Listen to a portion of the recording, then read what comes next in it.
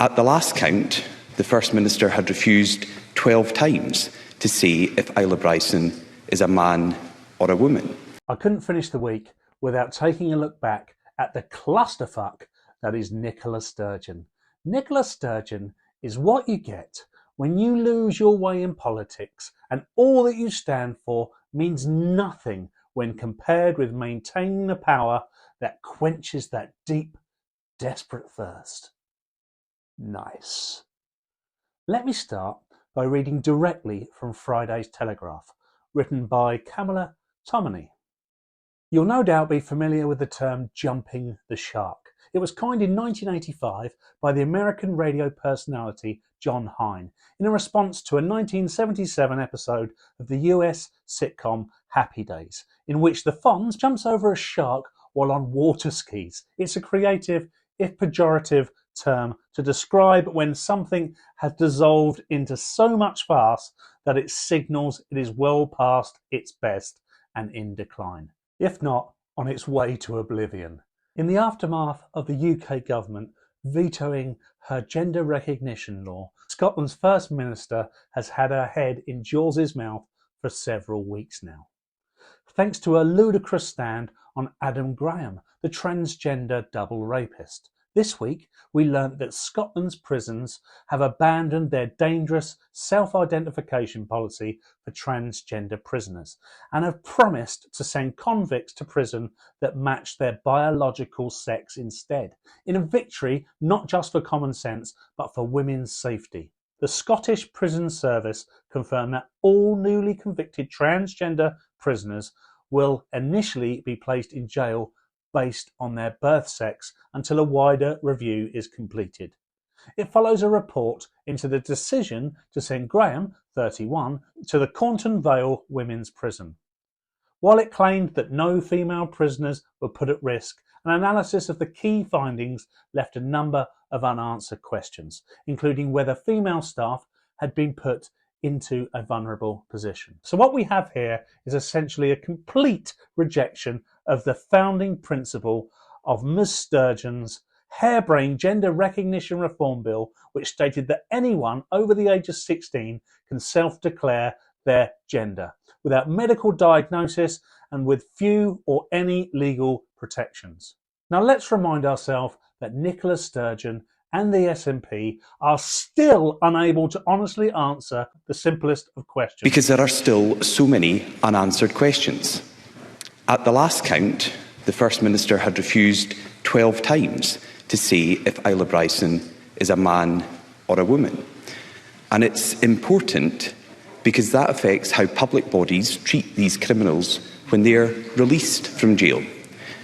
The First Minister says she doesn't have enough information to decide if this double rapist is a man.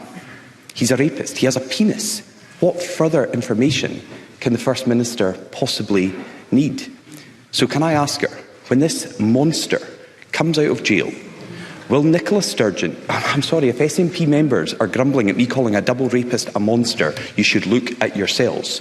Because I'm asking, when he comes out of jail, will Nicola Sturgeon and her government consider him a man or a woman? This is way beyond the politics of independence now.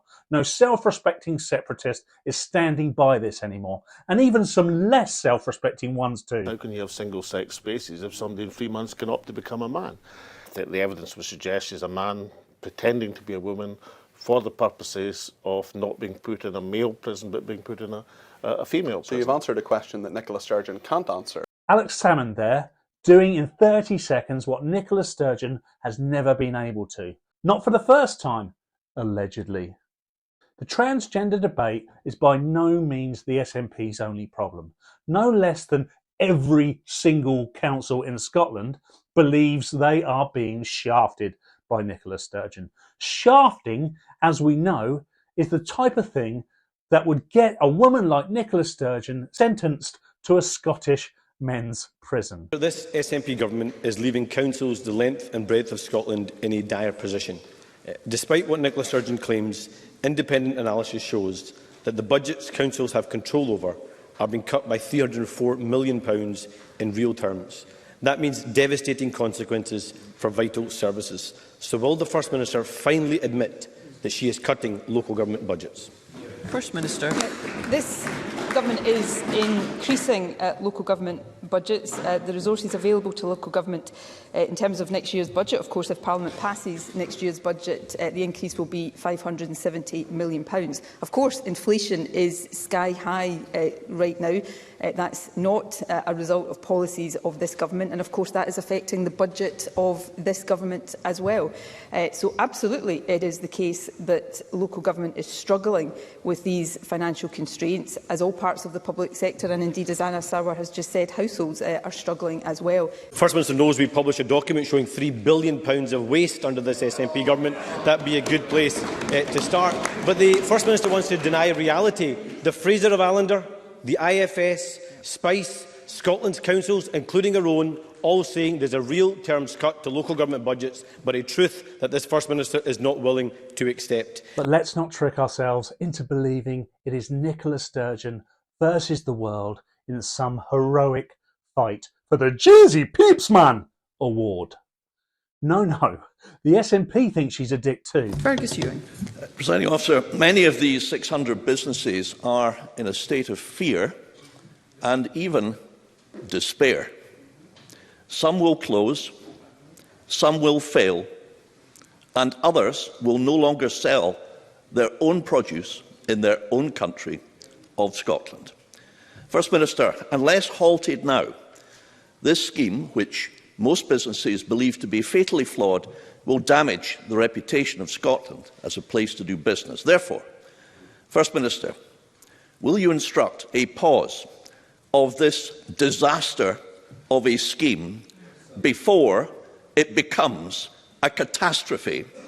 And will you order a thorough and independent review of how better to achieve its aims and exclude glass from the scope, as the top 6 nations in the world on glass recycling have done?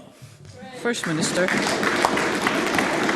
We will continue to listen to and engage with businesses. That's not to mention that she didn't know if her husband had lent the political party they both prop up £107,000. Sturgeon is starting to make Boris Johnson look like the type of man who is on top of his child support payments.